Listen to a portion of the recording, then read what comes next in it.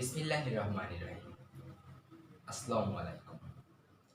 আজকের অনলাইন ক্লাসে তোমাদের সকলকে স্বাগত জানাচ্ছি। আমি মোহাম্মদ হাসান। প্রিয় শিক্ষার্থীবৃন্দ, আশা করি তোমরা সকলেই ভালো আছো। আলহামদুলিল্লাহ, আমিও ভালো আছি। এই করোনা পরিস্থিতিতে তোমরা তোমাদের স্বাস্থ্যের যত্ন নেবে এবং পাশাপাশি পড়াশোনা চালিয়ে যেতে হবে। আজকে তোমাদের সামনে আমি ফিনান্স ও ব্যাংকিং ক্লাস নিয়ে এসেছি। তোমরা অনেকেই আমাকে জানিয়েছো অর্থের সময় মূল্য চ্যাপ্টারটা নিয়ে সম্যক আলোচনা করতে। তাই আমি আর দেরি না করে অর্থের সময় মূল্যের আলোচনা নিয়ে এসেছি। অর্থের সময় মূল্য, যার ইংরেজি প্রতিশব্দ হচ্ছে টাইম ভ্যালু অফ মানি। চলো আমরা আর কথা না বাড়িয়ে ক্লাসে চলে যাই। প্রিয় শিক্ষার্থীরা, আমাদের সকলের কাছেই কিটক্যাট চকলেটটি খুবই প্রিয়। এখন সবচেয়ে ছোট যে কিটক্যাট চকলেট, সেটার মূল্য 30 টাকা। কিন্তু 5 থেকে 6 বছর আগে যখন আমি স্কুলে ছিলাম, তখন একটা কিটক্যাট চকলেটের দাম ছিল 10 টাকা। তখন আমি 10 টাকা দিলেই একটা কিটক্যাট চকলেট কিনতে পারতাম। কিন্তু এখন আমার একটা কিটক্যাট চকলেট কিনতে সর্বনিম্ন প্রয়োজন হবে 30 টাকা। ভেবে দেখো, আমি যখন স্কুলে পড়তাম তখন যদি আমার কাছে 30 টাকা থাকতো, তাহলে আমি তখন 3টা কিটক্যাট চকলেট কিনতে পারতাম। কিন্তু এখন আমি 30 টাকায় একটা চকলেট কিনতে পারছি। তোমরা কি একটা বিষয় লক্ষ্য করেছো? 30 টাকার কিটক্যাট চকলেটের পূর্বের দাম ছিল 10 টাকা। 5 থেকে 6 বছর আগে যে 10 টাকা ছিল, এখন যে 30 টাকায় রূপান্তরিত হয়েছে। কেন হয়েছে আমরা কি জানি? এর কারণ হচ্ছে সময়ের পরিবর্তন এবং সুদের হার। এই যে সময়ের পরিবর্তনের সাথে সাথে অর্থের মূল্যের কিন্তু পরিবর্তন আমরা দেখতে পাচ্ছি। 30 টাকায় এখন একটা চকলেট পাওয়া যায়, আগে 30 টাকায় আমি 3টা চকলেট পেতাম। এই যে আমরা লক্ষ্য করছি সময়ের সাথে সাথে অর্থের মূল্যের পরিবর্তন হয়ে যাচ্ছে, এটাই হচ্ছে অর্থের সময় মূল্য। প্রিয় শিক্ষার্থীরা, আমি যদি তোমাদেরকে 2টি অপশন দেই যে তুমি চাইলে আজ আমার কাছ থেকে 1000 টাকা নিতে পারো এবং তুমি চাইলে 2 বছর পরেও আমার কাছ থেকে 1000 টাকা নিতে পারো, তাহলে তুমি কোনটা চয়েস করবে? তুমি অবশ্যই আজকের 1000 টাকা চয়েস করবে। তুমি 2 বছর পরে 1000 টাকা কিন্তু চয়েস করবে না। এর কিন্তু একটা নাম আছে ফিনান্সের ভাষায়। সেই নামটাকে বলা হয় অর্থের সময় পছন্দ তত্ত্ব। অর্থের সময় পছন্দ তত্ত্ব কি বলে? চলো আমরা জেনে নেই। অর্থের সময় পছন্দ তত্ত্ব বলে সমপরিমাণ অর্থের বর্তমান মূল্য গ্রহণ করাটাই প্রযোজ্য। আজকেও আমি তোমাকে 1000 টাকা দিতে চাচ্ছি, 2 বছর পরেও আমি তোমাকে 1000 টাকাই কিন্তু দিতে যাচ্ছি। তাহলে অর্থের সময় পছন্দ তত্ত্ব অনুযায়ী তুমি অবশ্যই আজকের 1000 টাকাই গ্রহণ করবে। আচ্ছা, আজকের 1000 টাকাই কেন গ্রহণ করবে তারও কিন্তু কিছু কারণ আছে। দেখো, আজকে আমি তোমাকে 1000 টাকা দিতে চাচ্ছি, এটা কিছুটা হলেও নিশ্চিত। কিন্তু 2 বছর পর আমি তোমাকে 1000 টাকা দিতে পারবো বা দিব কিনা, সেটা কিন্তু এক ধরনের অনিশ্চিত রয়ে গেল। দেখো, আমি আজকে সময়ের মধ্যে তোমাদের সবগুলো টপিক নিয়ে আলোচনা করতে পারবো কিনা, এটাও কিন্তু এক ধরনের অনিশ্চয়তা। অনিশ্চয়তা তাহলে কাকে বলে? প্রত্যাশার বাইরে কোনো কিছু ঘটার সম্ভাবনাকেই অনিশ্চয়তা বলে। অনিশ্চয়তা হচ্ছে ভবিষ্যতে ঘটতে পারে এমন কোনো কিছু যার পরিমাণ আমরা টাকার অঙ্কে নির্ণয় করতে পারি না। দ্বিতীয় অপশনে চলে আসি, বিনিয়োগের সুযোগ। তুমি যদি আজকের টাকাটা নাও, তাহলে তুমি কি টাকাটা নিয়ে বসে থাকবে? তুমি যদি বুদ্ধিমান হও, অবশ্যই তুমি টাকাটা বিনিয়োগ করবে।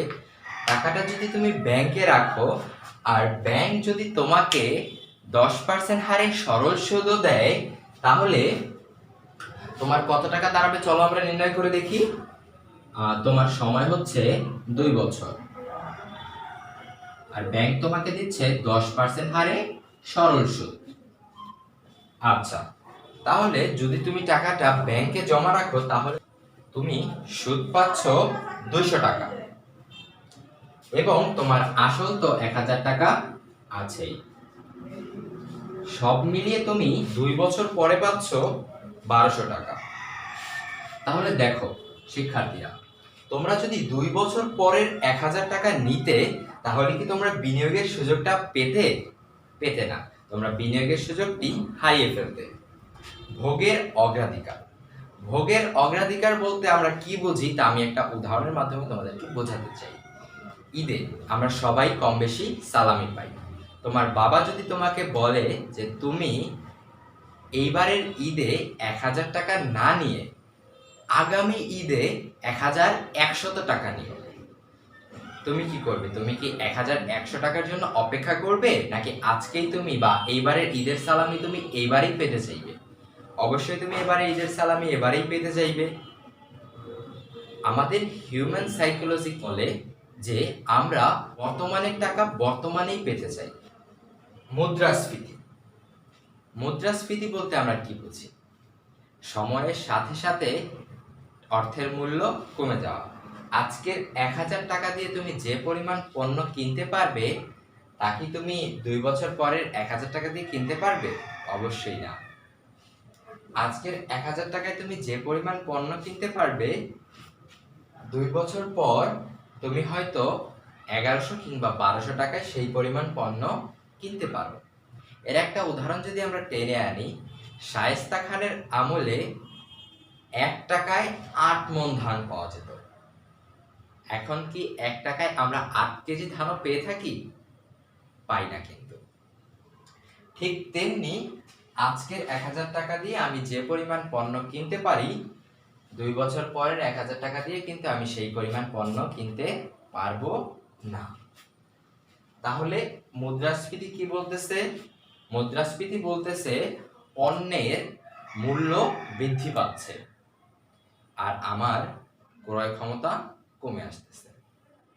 এখন আমরা জানবো বর্তমান মূল্য ও ভবিষ্যৎ মূল্য কি। আচ্ছা, আমরা ধরে নিলাম আজকের 1000 টাকা যদি আমি কোন একটা ব্যাংকে জমা রাখি তাহলে 2 বছর পর পাবো 1200 টাকা। এটা শুধুমাত্র আমরা ধরে নিলাম। তাহলে একটা সংজ্ঞা দাঁড়া করাই। বর্তমানের নির্দিষ্ট কোনো অর্থের ভবিষ্যৎ যে মূল্য সেটাকেই আমরা বলতে পারি অর্থের ভবিষ্যৎ মূল্য। আচ্ছা, আবার ভবিষ্যতের নির্দিষ্ট পরিমাণ কোনো অর্থের বর্তমান যে মূল্য তাকেই বলা হয় বর্তমান মূল্য। দেখো আমাদের অর্থ কিন্তু এখানে নির্দিষ্ট আছে 1000 টাকা। 1000 টাকার 2 বছর পরের মূল্য হচ্ছে বা 2 বছর পর আমরা পাবো 1200 টাকা। অর্থাৎ এই 1000 টাকার যে ভবিষ্যৎ মূল্য বা ভবিষ্যতে যে মূল্য সেটাই হচ্ছে অর্থের ভবিষ্যৎ মূল্য। আমরা একটু সূত্রটা জেনে নিই চলো।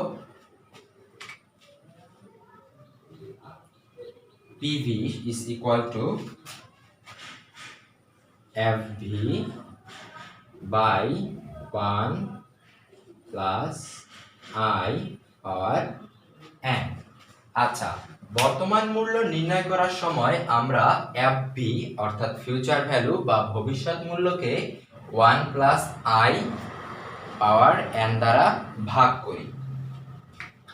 আচ্ছা, ভবিষ্যৎ মূল্য নির্ণয়ের সময় আমরা PV অর্থাৎ বর্তমান মূল্যকে 1 plus I পাওয়ার n দ্বারা গুণ করি। আচ্ছা, দেখো বর্তমান মূল্য অর্থাৎ প্রেজেন্ট ভ্যালুতে আমরা কি করছি? ভবিষ্যৎ মূল্যকে ভাগ করছি। আচ্ছা, ভাগ করা আর ভাগটা করা একই ধরনের হয় না? প্রায় কিন্তু এক। তো আমরা বর্তমান মূল্য নির্ণয়ের যে পদ্ধতি সেটাকে আমরা বাট্টাকরণ পদ্ধতি নামেও আখ্যায়িত করে থাকি। আর ভবিষ্যৎ মূল্য নির্ণয়ের যে পদ্ধতি সেটাকে আমরা চক্রবৃদ্ধিকরণ বলে আখ্যায়িত করি। আয়, এটা দিয়ে আমরা কি বুঝি তোমরা কি তা জানো? আয় হচ্ছে ইন্টারেস্ট রেট, যার বাংলা অর্থ হচ্ছে সুদের হার।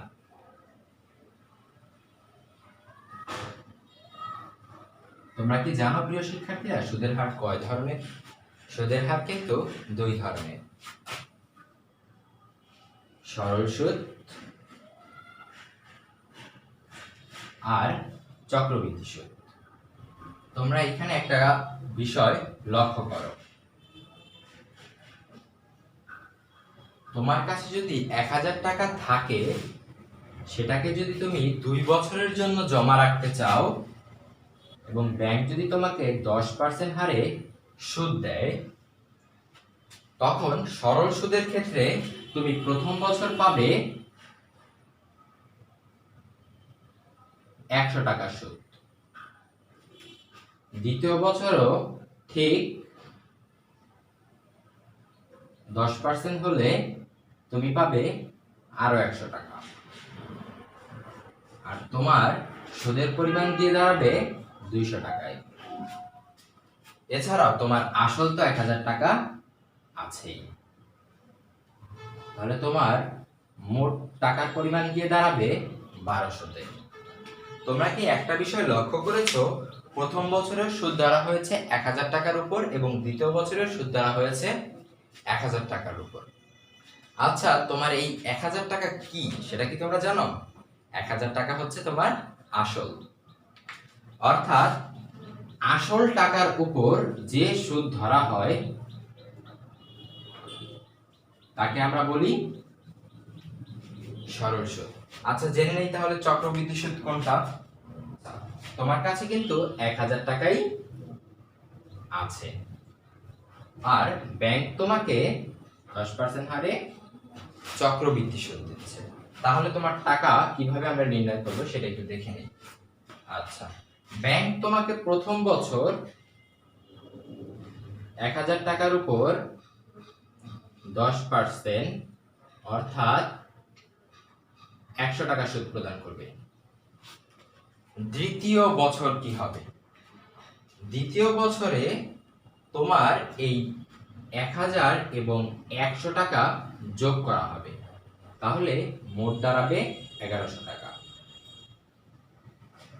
তাহলে 1100 টাকার উপর যখন তোমাকে 10% সুদ দেওয়া হবে, তখন তুমি সুদ পাবে মোট 110 টাকা, তাই না? তখন তোমার সুদের পরিমাণ গিয়ে দাঁড়াবে 210 এবং তোমার আসল আছে 1000 টাকা। তোমার মোট টাকার পরিমাণ গিয়ে দাঁড়াবে 1200 টাকায়। তাহলে যেই বিষয়টা লক্ষণীয়, এখানে দেখো প্রতি বছর 1000 টাকার উপরেই সুদ গণনা করা হচ্ছে, কিন্তু চক্রবৃদ্ধির ক্ষেত্রে তোমার আসল টাকা এবং সুদের টাকাটা যোগ করে তারপরে সেটার উপরে সুদ ধরা হচ্ছে। অর্থাৎ এখানে সুদ ধরা হচ্ছে কিসের উপরে? সুদ ও আসলের উপর।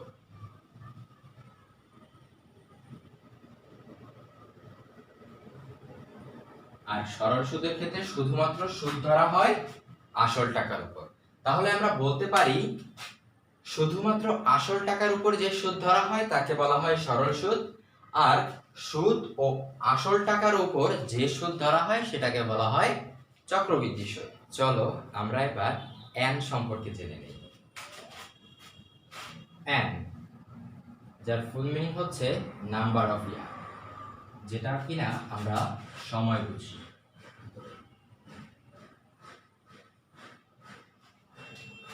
তাহলে তোমরা এন মানে কি জানতে পারলে? এন মানে হচ্ছে মেয়াদ অথবা সময়। আর এম দ্বারা আমরা কি বুঝি? এম দ্বারা আমরা বুঝি হচ্ছে number of compounding. Number of কম্পাউন্ডের বাংলা হচ্ছে চক্রবৃদ্ধির সংখ্যা, অর্থাৎ বছরে কতবার সুদ গণনা করা হয়েছে। তাহলে শিক্ষার্থীরা একটু লক্ষ্য করো, যদি আমাদের প্রশ্নে দেওয়া থাকে অর্ধবার্ষিক চক্রবৃদ্ধিতে, তাহলে আমাদের নাম্বার অফ কম্পাউন্ডিং হবে 2। আবার যদি বলা হয় মাসিক চক্রবৃদ্ধিতে, তখন m এর মান হবে 12। আর যদি সাপ্তাহিক লেখা থাকে, তাহলে আমরা 365-কে 7 দিয়ে ভাগ করব এবং আমরা পেয়ে যাচ্ছি 52। যদি ত্রৈমাসিক বলা হয়, তাহলে আমরা 12-কে ভাগ দেব 3 দিয়ে, তাহলে আসবে 4। তাহলে আমরা জেনে নিলাম আই, এন এবং এম। আমাদেরকে আরো একটি বিষয় জানতে হবে, লক্ষ্য করতে হবে আমাদের প্রশ্নে কি দেওয়া আছে। যদি বর্তমান মূল্য দেওয়া থাকে, তাহলে আমাদেরকে বের করতে হবে ভবিষ্যৎ মূল্য। আর যদি ভবিষ্যৎ মূল্য দেওয়া থাকে, তাহলে আমাদেরকে বের করতে হবে বর্তমান মূল্য। প্রিয় শিক্ষার্থীরা, অর্থের সময়মূল্য অধ্যায়ের গাণিতিক সমস্যাগুলো পরবর্তী ভিডিওতে সমাধানের চেষ্টা করা হবে। তোমরা কিছু সময় পর পরই হ্যান্ড স্যানিটাইজার দিয়ে হাত পরিষ্কার করে নেবে, নির্দিষ্ট সময় পর পর হাত ধুয়ে নেবে এবং নিজের শরীরের খেয়াল রাখবে, মা বাবার সাথে ভালো ব্যবহার করবে। আজকের মতো ক্লাস এখানেই শেষ হবে। ধন্যবাদ সকলকে।